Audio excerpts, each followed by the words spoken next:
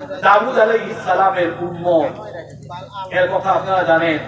শনিবারের বিধান লঙ্ঘন করার কারণে সেই অবাধ্য জাতির 70,000 ইহুদিকে, সেই 70,000 ইহুদিদের মধ্যে যুবকদেরকে বানরে আর বৃদ্ধদেরকে শুকরে পরিণত করা হয়েছে। আউযু বিল্লাহি। আল্লাহ তাআলা এদের কথা বলছে, وَلَقَدْ عَلِمْتُمُ الَّذِينَ اعْتَدَوْا مِنكُمْ فِي السَّبْتِ فَقُلْنَا لَهُمْ كُونُوا قِرَدَةً خَاسِئِينَ। অবশ্যই শনিবারের বিধান লঙ্ঘনকারীদের কথা তোমরা জানো, যাদেরকে আমি বানরে পরিণত করে দিয়েছিলাম। গল্পটা কি বলবো? খুব সংক্ষেপে বলছি শুনে। আমাদের এই উম্মতের মধ্যে সাপ্তাহিক ইবাদতের দিন কি বার? জুমাবার। আর দাউদ আলাইহিস সালামের সময়ে সাপ্তাহিক ইবাদতের দিন ছিল শনিবার। কি বার? আরেকটু জোরে বলেন। দাউদ আলাইহিস সালামের উপরে কোন কিতাব নাযিল হয়েছে? মাশাআল্লাহ। কোন কিতাব? এক এক নবীর এক এক মুজিজা ছিল।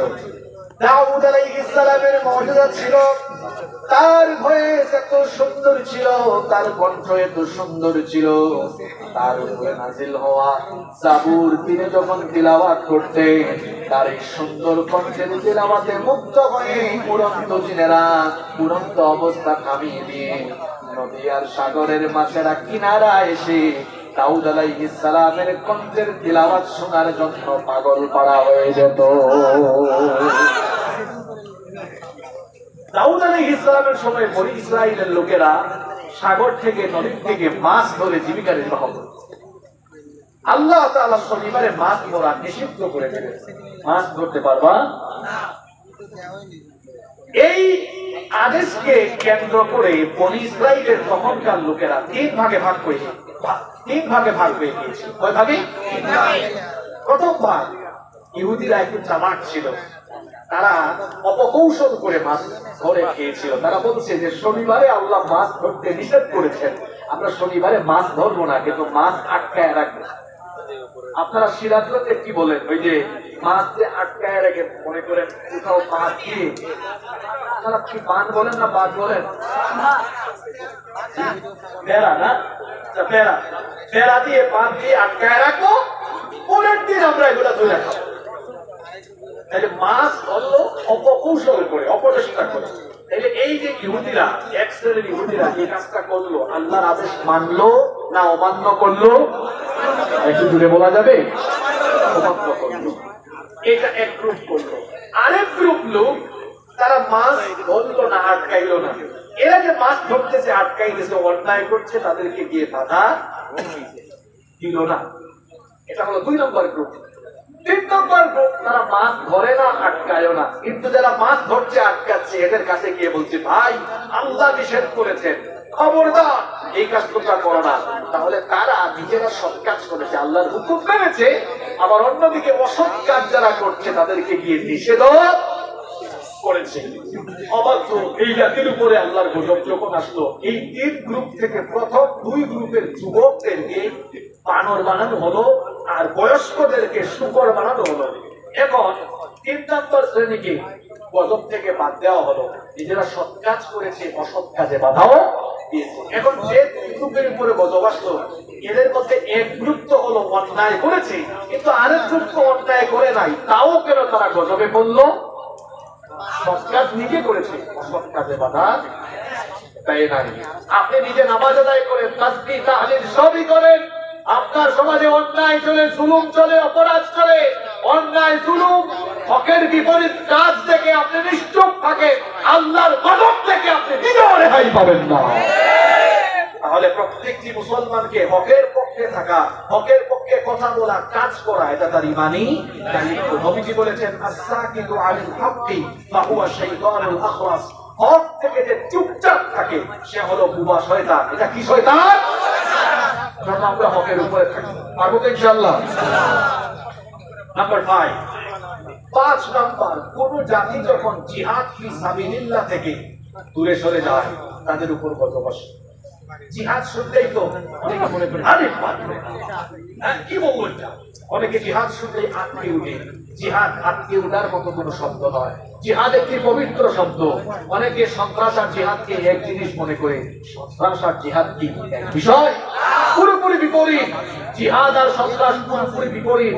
জিহাদ পবিত্র জিনিস, সন্ত্রাস হলো হারাম জিনিস। জিহাদ মানে মারামারি কাটাকাটি নয়। জিহাদ মানে হচ্ছে কোন একটি উদ্দেশ্য বাস্তবায়নের লক্ষ্যে চেষ্টা সাধনা চালিয়ে যাওয়া। আল্লাহর জমিনে আল্লাহর দ্বীন প্রতিষ্ঠায় প্রত্যেকটি মুসলমান নিজের জায়গা থেকে চেষ্টা সাধনা চালিয়ে যাবে। সে নিজে দ্বীন শিখবে, জানবে, এটাও জিহাদের অংশ। সে নিজে দ্বীন পালন করবে, এটা জিহাদের অংশ। দ্বীনের দাওয়াত দিবে, সেটাও জিহাদের অংশ। দ্বীনের দাওয়াতের জন্য মানুষ তৈরি করবে, সংঘবদ্ধ করবে, সেটাও জিহাদের অংশ। জিহাদ আর যুদ্ধ এক জিনিস নয়। যুদ্ধের আরবি হচ্ছে হারবুন। জিহাদ আরবি শব্দ অর্থ হলো চেষ্টা চালানো, সাধনা চালানো। আর যুদ্ধ হলো জিহাদের একটা অংশ, কিন্তু যুদ্ধই জিহাদ নয়। যুদ্ধ হলো জিহাদের একেবারে ফাইনাল স্টেপ, লাস্ট স্টেপ। যুদ্ধ হলো জিহাদের সর্বশেষ পর্যায়। আল্লাহর জমিনে আল্লাহর দ্বীন প্রতিষ্ঠার জন্য কখনো আক্রান্ত হলে পরে মোকাবেলা করতে গিয়ে যুদ্ধ করতে হলে, দরকার হলে যুদ্ধ করবে। সেটা জিহাদের অংশ, কিন্তু এটা প্রথম অংশ নয়। এটা জিহাদের ফাইনাল স্টেজ। সংক্ষেপে জিহাদের পর্যায়ক্রমটা বুঝাই দিলাম। জিহাদ আর সন্ত্রাস এক জিনিস। প্রত্যেকটা মুসলমানের উপরে নামাজ যেমন ফরজ, জিহাদ ফি সাবিলিল্লাহ দ্বীন কায়েমের সংগ্রাম করাও তার জন্য ফরজ। এটা নফল নয়। কারণ প্রত্যেক নবীকে দায়িত্ব দেওয়া হয়েছে আন আকিমুদ দ্বীন। আমাদের নবীকে আল্লাহ এই ধারাবাহিক দায়িত্ব দিয়ে পাঠিয়েছেন। আমার নবীকে আল্লাহ পাঠিয়েছেন শুধু আমাদেরকে নামাজি রোজাদার বানানোর জন্য। তাহলে তো নবীজি আমাদেরকে নামাজি রোজাদার বানাই শেষ করতেন। মদিনার রাষ্ট্র এটা চালাইবার জন্য নবীজি আর কোনো কথা করতো না। নবীজি এসেছেন কোন উদ্দেশ্যে? আল্লাহ এক আয়াতে ক্লিয়ার করে দিয়েছেন।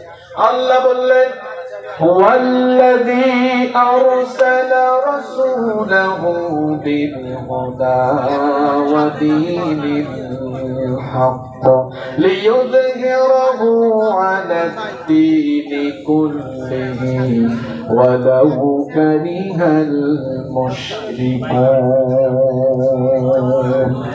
তিনি হচ্ছেন সেই মহান সত্তা যিনি তার রাসূলকে হিদায়াত আর দ্বীনে হক সহকারে পৃথিবীতে পাঠিয়েছেন। কেন পাঠিয়েছেন? পৃথিবীর সকল পথ এবং মতের উপরে আল্লাহর দ্বীনকে বিজয়ী করার জন্য নবীজিকে যিনি পাঠিয়েছেন, গলার আওয়াজ বড় করে বলেন, তিনি কে? দ্বীন প্রতিষ্ঠার জন্য তিনি এসেছেন। এই দ্বীন প্রতিষ্ঠার কাজে আমাকে আপনাকে প্রত্যেকটি যুবককে শামিল হওয়া এটা তার জন্য ফরজ।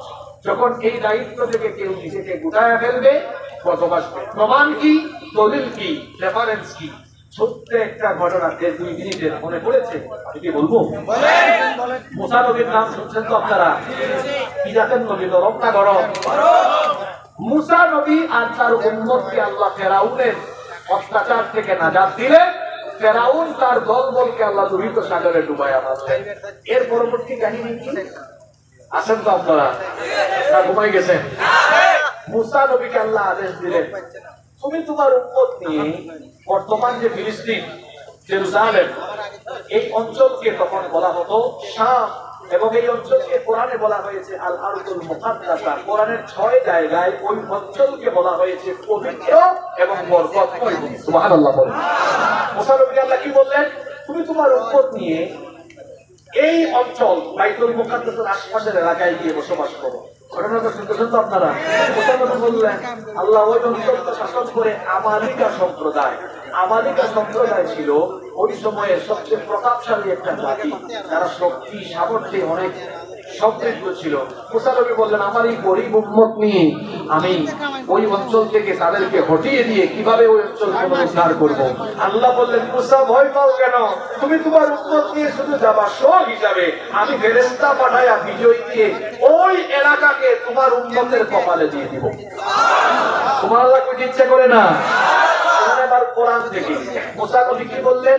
ইয়া কওমি দুখুলুল আরদাল মুকাদ্দাসাতা আল্লাতী কাতাবাল্লাহু লাকুম ওয়া লা তারতাদু আলা আদবারিকুম ফাতানকালিবু খাসিরিন। উম্মত চলো, আল্লাহ বলেছেন ওই অঞ্চলে ঢোকার জন্য আল্লাহ এই ভূমির বিষয়ে আমাদেরকে লিখে দিয়েছে। সুবহানাল্লাহ কইতে ইচ্ছা করে না? উম্মত কি বলেছে?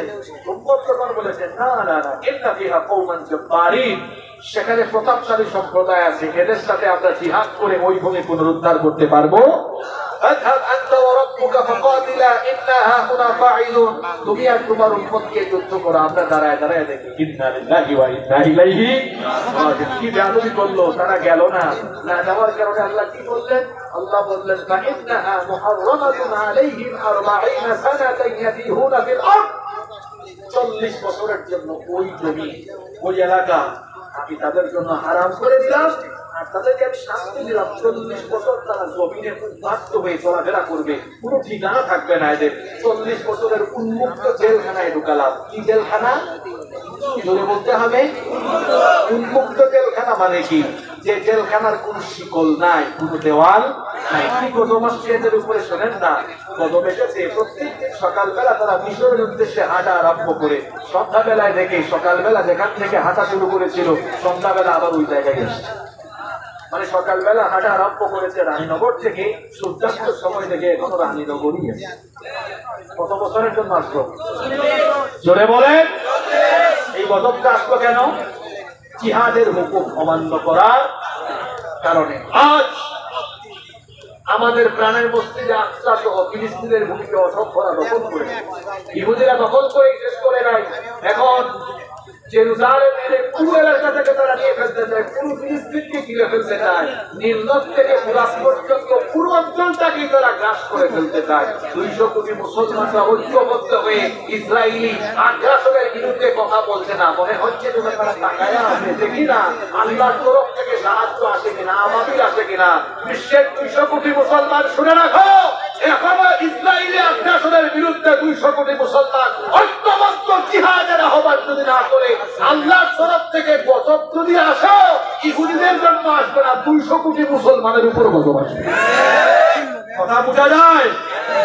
নাম্বার 6, আর কষ্ট দিব না আপনাদেরকে। 6 এবং সর্বশেষ হচ্ছে, মাঝে মাঝে ভালো মানুষের জীবনেও মুসিবত আসে। লোকটা ইমানি আন্দোলন করে, কোরআনের কথা বলে, জেলখানায়, কারাগারে, বাড়ি থাকতে পারে না, ঘুমায় থাকতে পারে না, এলাকায় থাকতে পারে না। মাঝে মাঝে অনেকে বলে এত ভালো হইলে তার উপরে এত জুলুম কেন, এত নির্যাতন কেন?